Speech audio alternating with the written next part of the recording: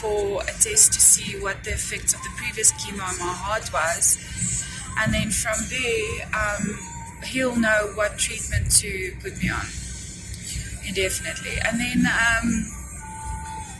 but in the meantime, he put me on, I sat there, I got some chemo yesterday, I got the Red Devil immediately, I got the white one, I got some other stuff, and so the hair is definitely on its way.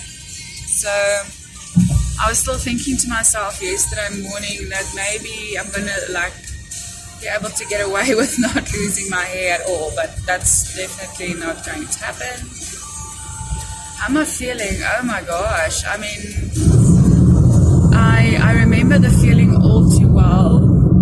I feel slow, particularly slow, forgetful. Immediately, I can tell you that I'm forgetful. I'm nauseous, but not like, if I go, I will vomit. I will vomit immediately if I do that again.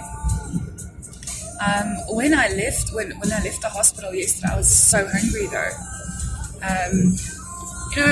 I think the whole experience again yesterday, it was very negative.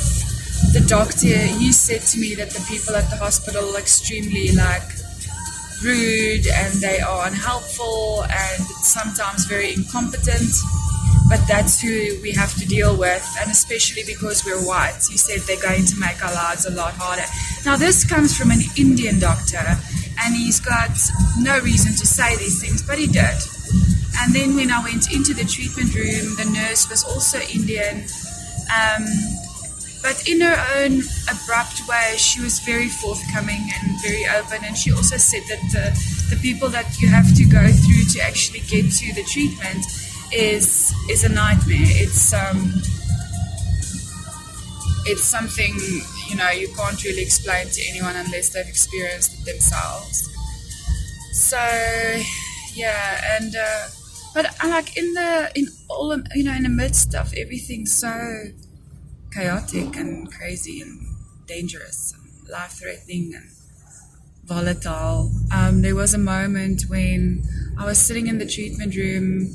I was the only white person, and I was looking around, and an elderly lady from somewhere in Springs came in, and it was her turn to receive chemo. She sat down next to a younger person who was then so afraid of the needles that he actually almost climbed the walls. It was so funny.